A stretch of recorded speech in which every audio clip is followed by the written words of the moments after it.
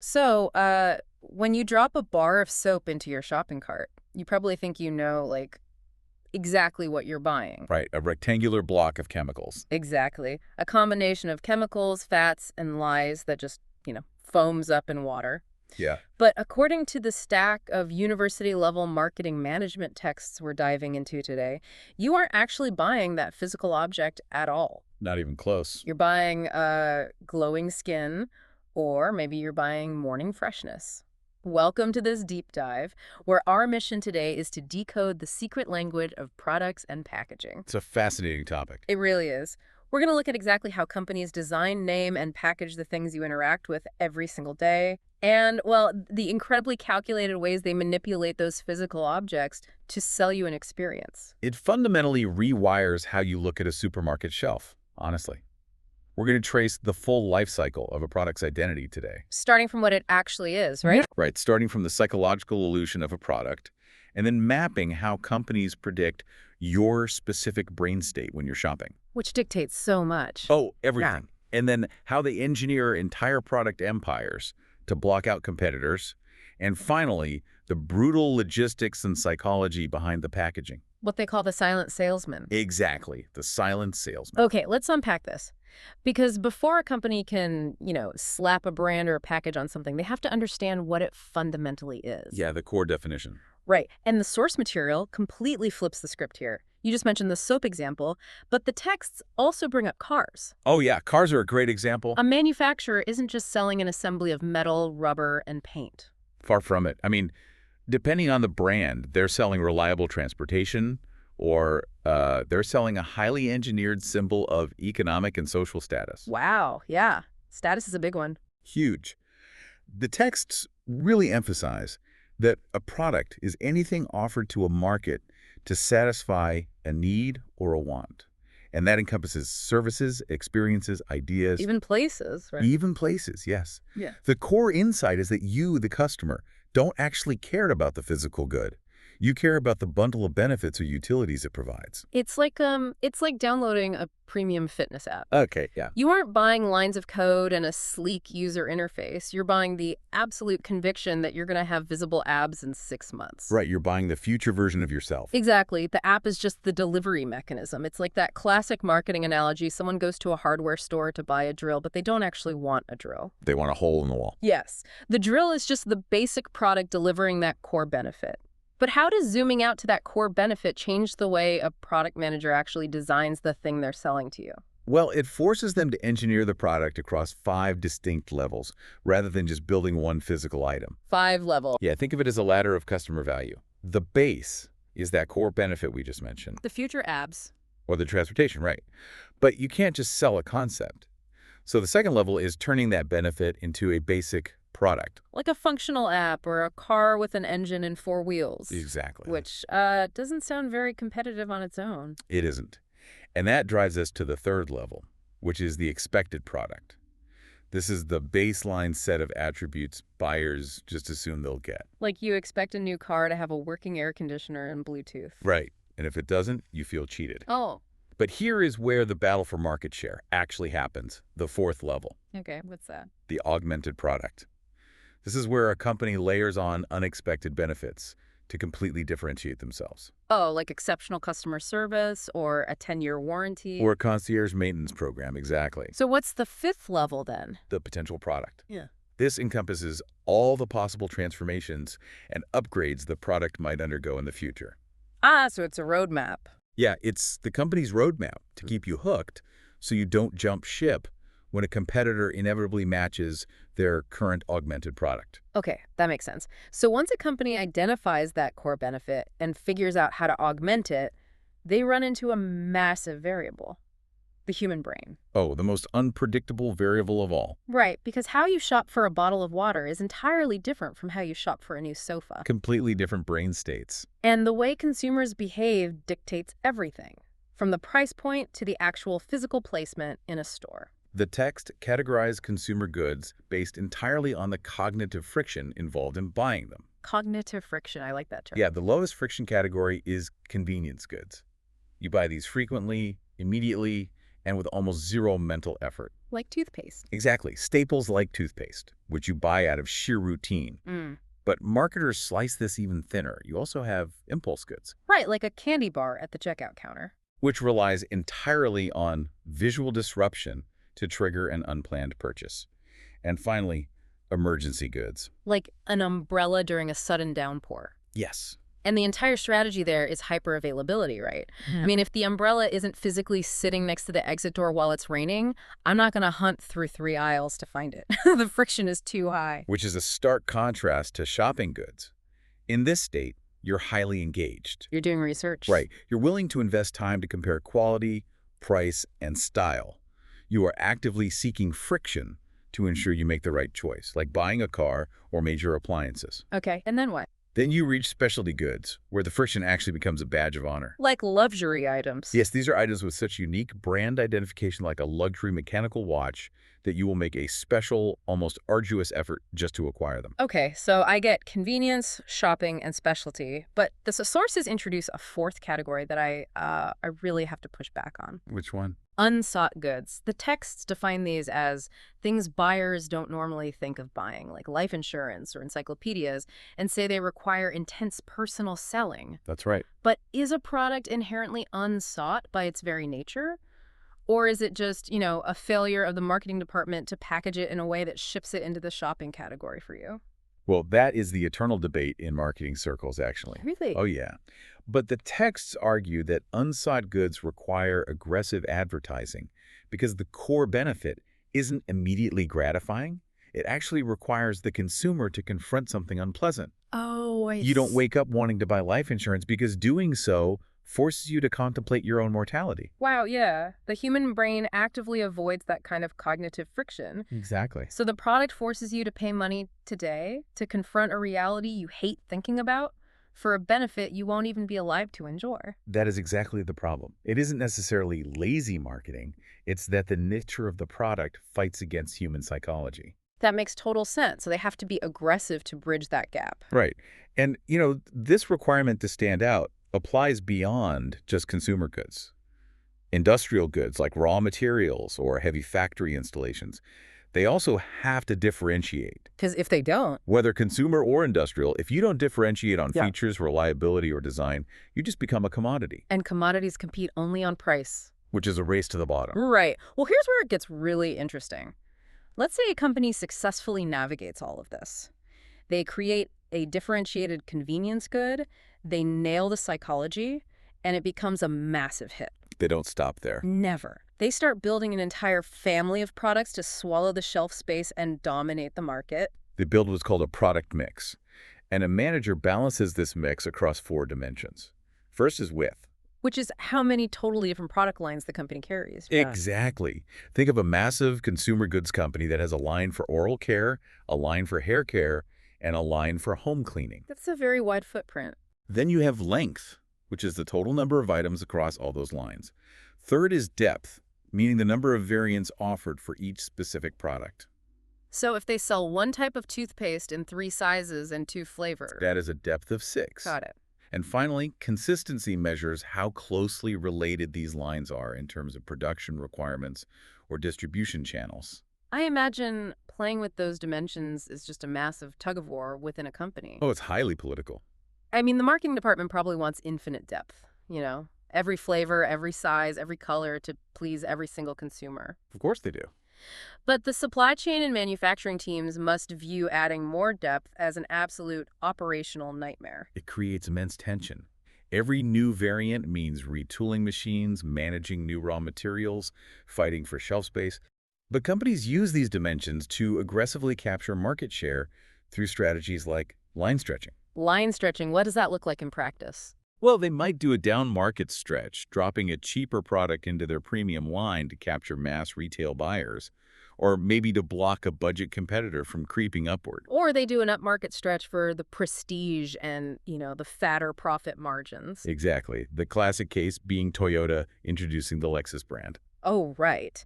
Because a high-end luxury buyer wouldn't be caught dead paying top dollar for a Toyota badge. Exactly. And some highly aggressive companies will even do a 2-way stretch. Expanding both up and down at the same time. Yeah, simultaneously to just choke out competition on all fronts. Wow. But the texts also highlight line filling, which is just, what, stuffing more items into the current range? Pretty much. Maybe to utilize excess factory capacity or hit a specific price point. But at what point does adding more variants stop being strategic and just trigger consumer confusion? I mean, there has to be a threshold where your shiny new variant just eats the sales of your old variant, right? Cannibalization. Yeah, the dreaded cannibalization. Why risk eating your own sales? Because if you don't eat your own sales, a competitor will. Oh, wow. Yeah, cannibalization is a massive risk, but sometimes it's purely defensive. The texts warn that if line filling is overdone, the consumer can't grasp the differentiation. If they stare at a shelf with 14 slightly different variations of your shampoo, Decision fatigue sets in. They might just grab the cheapest one, which erodes your margins, or they might walk away entirely. just give up. Right. So the product line manager is constantly acting as a portfolio manager, analyzing the profits of every single item to decide whether to build it up, harvest it for cash, or ruthlessly divest it. Man, that's tough. And if you're going to stretch that product line, especially upmarket or downmarket, you face a critical problem. You can't always use the same name. No, you can't. Which brings us to the brutal science of branding. Like we said, if Toyota calls their luxury car a Toyota, nobody buys it. The identity of that new offering is everything. And the terminology in the sources is very precise here. A brand name is the vocalized part, like Promise toothpaste. A brand mark is the visual symbol or coloring scheme, like the iconic star circle of Mercedes-Benz. Right. And the trademark is simply the legally protected proprietary version of the brand. Yeah. But the grand strategic decision is whether to use a family brand or an individual brand strategy. I love looking at the family brand strategy like a celebrity endorsement, but the celebrity is just your own parent company. That's a great way to look at it. Companies like Philips or L&T put their master name on everything, which is incredibly cost-effective because you only fund one massive marketing budget, and every new product gets to ride the coattails of the family's reputation. True. But the liability of a celebrity endorsement still applies. Right, if they get canceled. Exactly. If the parent company has a massive quality failure in one product line, the entire family tree is instantly tainted. If consumers buy a terrible Philips blender, they might suddenly question the reliability of a Philips television. So the halo effect works in reverse. Yes. Which totally explains why companies like Hindustan Unilever use an individual brand strategy. They essentially build a firewall around their products. A perfect description. If a specific detergent brand fails or causes a scandal, it doesn't drag down their soup or soap brands. The risk is completely isolated. But the catch. Building a new brand identity from scratch every single time is astronomically expensive. It requires immense capital. That's why you sometimes see a hybrid approach. Oh. Yeah, a product will get its own individual brand name, but the packaging will prominently display the parent company's name as a secondary trust signal. Give me an example of that. The texts use the historical example of Thomas Nero displaying a Tata product on their items. Oh, I see. It grants the specific product its own unique identity, but it leverages the parent's reputation as a safety net. So what does this all mean for the actual words a company chooses to print on the box? There's an entire science just to picking the syllables, isn't there? The criteria are incredibly strict. First, the name should imply a benefit or function, like Fair and Lovely immediately signals skincare. Right. Second, it needs to be distinctive. A name like Chancellor for his cigarette brand was chosen specifically to conjure an aura of power and status. Status again, yeah. Third, it has to be easy to pronounce, recognize, and remember, like BRU coffee. Very punchy. And critically, it must be legally protectable. You can't trademark a purely generic word. So companies combine them, like Pearl Pet, where pet denotes the generic plastic, and Pearl is the protectable brand identifier. That is so calculated. So the name gives the product its psychological identity, but the package is its physical ambassador in the real world. Yes. The source material spends a lot of time on how packaging has evolved from just a simple container to what the industry calls the silent salesman. Packaging is an intricate intersection of art, science, engineering, and psychology. It has to perform multiple jobs simultaneously: protection, aesthetic appeal, consumer convenience, and cost effectiveness. The section on protection and the cost versus risk trade-off absolutely blew my mind. It's fascinating, right? It really is. The sources detail how companies sit down and deliberately calculate an acceptable rate of product destruction in transit. Yep. Like, there is a mathematical curve where designing 100% zero-risk packaging becomes far more expensive than just letting a certain percentage of your product shatter in the back of a truck. It is the cold, hard calculus of logistics. Yeah. You might assume a brand wants every single item to arrive in pristine condition. Right, you'd think so. But from a marginal cost perspective, if it costs you an extra $1 million in reinforced cardboard and foam to prevent $10,000 worth of breakage, you just let it break. you accept the damage as a cost of doing business. It is just wild cognitive dissonance to me. A brand will spend years engineering a product's core benefit, endlessly debating the psychology of the brand name, and then willingly shove it into a cardboard box they know will result in a 2% casualty rate just to preserve profit margins. The danger, of course, is the collateral damage to brand loyalty. If a customer opens a crushed box, you haven't just lost the manufacturing cost of that item. You might have lost a lifetime customer. Which is devastating. So it's an agonizing balancing act. Yeah. But once the surviving products actually make it to the retail shelf, the package's job shifts from protection to pure persuasion. Right, because in a modern self-service store, there's no clerk walking you down the aisle explaining why you should buy one lotion over another. No, the package has to do all the heavy lifting. It has to grab your attention, communicate those augmented benefits we talked about, and build trust in about 3 seconds. And it does this through deep psychological cues. The texts note how container design is literally weaponized. Weaponized? Think about it. Slender, elegantly curved containers are deliberately engineered for feminine beauty care products. Because of the shape. Yes, because consumer research confirms those shapes trigger subconscious expectations of refinement and elegance in the buyer's mind before they even read the label. That is incredible. The texts also dive into the Indian packaging revolution from the 1990s onward, and framing these breakthroughs through the lens of logistics and margin is fascinating. Like, take Pearl Tit. Oh, yeah. They replaced traditional heavy glass jars with clear polyethylene terephthalate. That was a monumental shift. Yeah. The PT jars weighed only 1/15 of what glass weighed. Wow. When you're shipping millions of units across a massive country, reducing the weight of your packaging by that much saves an astronomical amount in fuel and transit costs. Plus, it eliminated the shatter risk. Exactly, all while maintaining the transparent visual appeal that consumers liked about glass. And then there's Essilama tubes. They completely disrupted the cosmetics industry by killing off rigid metal tubes. Right. If you look at the mechanics of old metal tubes, they were a disaster for product integrity. Really? Why? Well, squeezing them caused the metal to crinkle and crack. And worse, it often scraped microscopic black oxide metal dust right into the cream or paste itself. Oh, gross. Yeah, not great for beauty products. Lama tubes introduced a squeezable polymer and foil laminate. Which solved the problem. Completely. It eliminated the metal dust contamination, it always returned to its original shape, and it provided a smooth surface for high-quality, full-color printed graphics right on the tube. Even heavy industrial products saw massive margin gains through packaging. Kanpur Plastipack completely revolutionized how cement was transported. Oh, that's a brilliant example from the text. Traditional cement bags were highly vulnerable to moisture. If it rained or if humidity was high, moisture seeped in, causing the cement to cake. And lose its structural integrity. Right. Because of this, cement had to be transported in covered train wagons, which were expensive and in short supply. Enter Kanpur Plastipack. They introduced craft, paper-lined, high-density polyethylene bags. They were completely moisture-proof. Which meant the cement no longer caked, but more importantly for the logistics managers, it meant they could suddenly ship cement across the country in cheap open railway wagons regardless of the weather. The packaging innovation completely unlocked the supply chain. It perfectly illustrates how a change to the outer wrapper can fundamentally alter the underlying economics of the entire business. It really makes you realize how much invisible architecture goes into the things we casually toss into our shopping carts.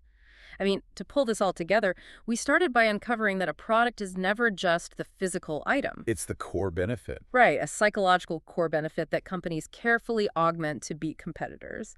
We explored how they map those benefits against the cognitive friction of our shopping habits. How they stretch those product lines. Dangerously stretch them, yeah, to choke out rivals. How they meticulously engineer trademark names to build trust or isolate risk. And finally, how they wrap it all in a highly calculated silent salesman package that balances aesthetic manipulation with the brutal math of supply chain logistics. It is a phenomenal system. But, considering everything we've just discussed, I want to leave you with a final thought to mull over. Oh, okay. Let's hear it. If we fundamentally buy the core benefit of a product, the glowing skin or the future abs, and our purchasing decisions are currently heavily manipulated by the physical silent salesman sitting on a brightly lit supermarket shelf, Yeah. what happens to the entire discipline of marketing in a fully digital VR or AI-driven shopping environment? Wow. When physical shelf space, tactile container shapes, and tangible packaging no longer exist at the point of purchase, how will a brand differentiate its silent salesman in the metaverse? When the friction of the physical world disappears, how will companies engineer the illusion? That is a staggering question. Without a shelf, the whole game changes. Well, next time you pick up a bar of soap, remember, you aren't just buying soap. You're buying a carefully engineered, strategically named, mathematically packaged promise. Thanks for joining us on this deep dive. Keep questioning the shelf.